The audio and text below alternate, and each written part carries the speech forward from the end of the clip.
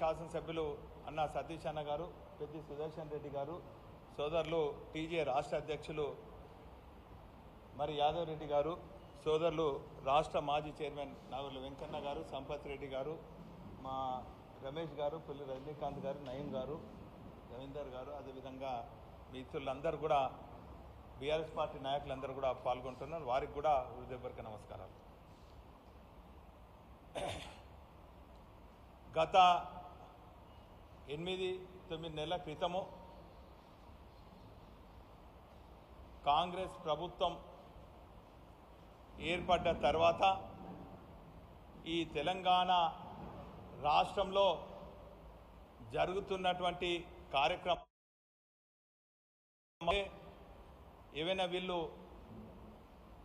ప్రారంభోత్సవాలు చేసుకుంటున్నారంటే, ఏవైనా ఉద్యోగాలు నిరుద్యోగ యువకులకు నియామక పత్రాలు ఇస్తున్నారంటే అది కేవలం ముమ్మాటికి 100% గత ప్రభుత్వం, గత తెలంగాణ రాష్ట్ర తొలి ముఖ్యమంత్రి కేసీఆర్ గారి హయాంలో జరిగినాయని ముమ్మాటిగా మరి 100% చెప్పక తప్పదు.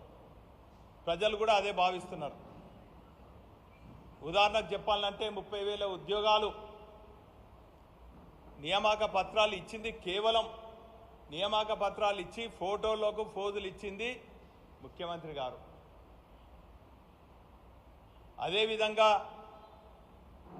సీతారామ ప్రాజెక్టు మేము మొత్తం కంప్లీట్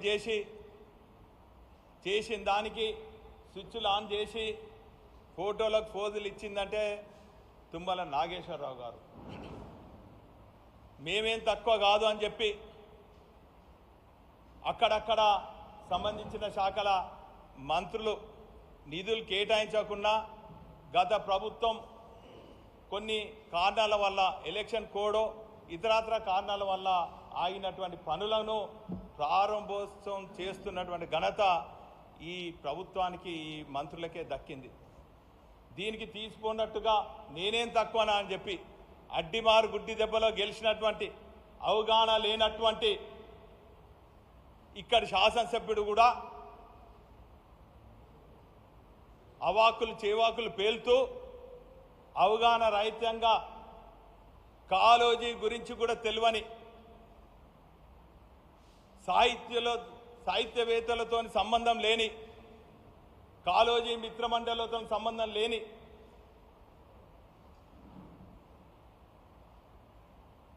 ఒక ప్రజాప్రతినిధి ఈరోజు కాళోజీ కళాక్షేత్రం గురించి మాట్లాడటం హాస్యాస్పదంగా ఉంది. కవులు, కళాకారులు, సాహిత్యవేత్తలు నవ్వుకుంటున్నారు నిన్ను చూసి. ఇప్పటికైనా అడ్డిమారు గుడ్డి దెబ్బలో గెలిచినటువంటి నువ్వు ప్రజా సమస్యలపైన పట్టించుకో, అవగాహన తెలుసుకో. కాళోజీ కళాక్షేత్రం ఎట్లా ప్రారంభమైందో తెలుసా నీకు? కాళోజీ మిత్రమండలిని అడుగు, పెద్దలు పూజలు నవీన్ సార్ని అడుగు, శాస్త్రి సార్ని అడుగు, సోదరులు అశోక్ గారిని అడుగు, శ్రీనివాస్ గారిని అడుగు, విద్యార్థి గారిని అడుగు. ఏం అవగాహన లేకుండా, అందరికీ అవగాహన ఉండాలని ఏం లేదు. నాకు కూడా అనేక సమస్యలపైన అవగాహన లేకుంటే ఆ సమస్యల పరిష్కారం కోసం కృషి చేసే మేధావులతోని సంప్రదించేది, సమస్యలు ఉన్న దగ్గరికి పోయేది, సమస్యల పరిష్కారం కోసం నిధులు కేటాయించేదానికి, నిధులు తీసుకొచ్చేదానికి ఆనాటి మంత్రుల దగ్గరికి పోయినాం, ముఖ్యమంత్రుల దగ్గర పోయినాం. వాస్తవంగా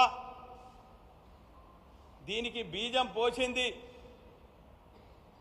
బీజం నాటింది 2009-10 సంవత్సరంలో.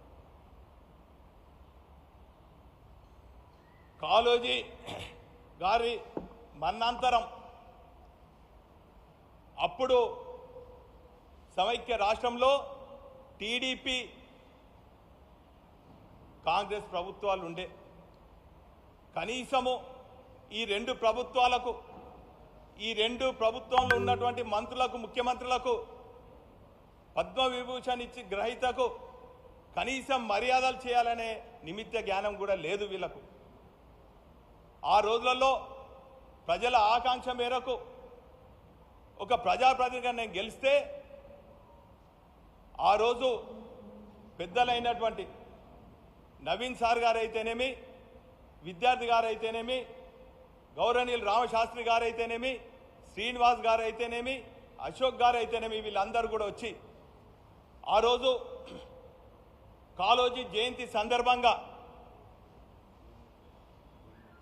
వరంగల్ పబ్లిక్ స్కూల్ డైరెక్టర్ అయినటువంటి కెప్టెన్ లక్ష్మీకాంతారావు గారి స్కూల్ క్యాంపస్లో ఆడిటోరియంలో వారి జయంతి కార్యక్రమాలు చేస్తున్నటువంటి సందర్భంలో ఇంత గొప్ప కవికి, ఈ నేలలో జన్మించినటువంటి వరంగల్ బిడ్డకు వారు రచించినటువంటి కవిత్వాలకు, సాహిత్యాలకు ఒక కళారూపం ఉండాలి, ఒక భవన నిర్మాణం చేసుకోవాలి, ప్రభుత్వం తరఫున ఒక 300 గజాల స్థలం కనుక ఇచ్చినట్టయితే మేమందరం కూడా కవులు, కళాకారులు, సాహిత్య ప్రియులు అందరం కూడా పైసలు పోగేసుకొని రాబోయే తరాలకు వారి గొప్ప సాహిత్యాన్ని తెలియజేసే విధంగా ఒక అధ్యయన కేంద్రంగా నిర్మాణం చేసుకుంటామని చెప్పి ఆ రోజు కెప్టెన్ లక్ష్మీకాంతారావు గారి సమక్షంలో వారు విన్నవించుకోవడం జరిగింది. నేను ఒక బాధ్యత ఉన్న ప్రజాప్రతినిధిగా వెంటనే స్థానిక కమిషనర్, మున్సిపల్ కమిషనర్ గారు, అప్పుడు వారి కార్యాలయం అంబేద్కర్ సెంటర్లో ఉండే, వారి క్యాంప్ ఆఫీస్కి పోయినాం. అక్కడికి పోతే వారు అన్నారు, నా పరిధిలో లేదు అంటే, సార్ అది మున్సిపల్ జాగానే సార్, డిఐజీ ఆపోజిట్ గల్లీలో ఉన్న ఆపోజిట్లో ఉంది, దాన్ని కేటాయించండి అంటే, అది నాకు సంబంధం లేదు, కలెక్టర్ గారిని అడగాలన్నారు. మేము అందరం కలెక్టర్ దగ్గర పోయినాం. కలెక్టర్ గారు అన్నారు, ఇది రాష్ట్ర ప్రభుత్వం సిఎస్ నిర్ణయం తీసుకోవాలి అని చెప్పిండ్రు. సిఎస్ దగ్గర పోతే ఇది క్యాబినెట్ నిర్ణయం తీసుకోవాలి అన్నారు. అప్పుడు ఆనాటి ముఖ్యమంత్రి కీర్తిశేషులు వైఎస్ రాజశేఖర రెడ్డి గారి దగ్గరికి పోవటం జరిగింది. చూద్దాం చేద్దామని నానబెట్టిండ్రు.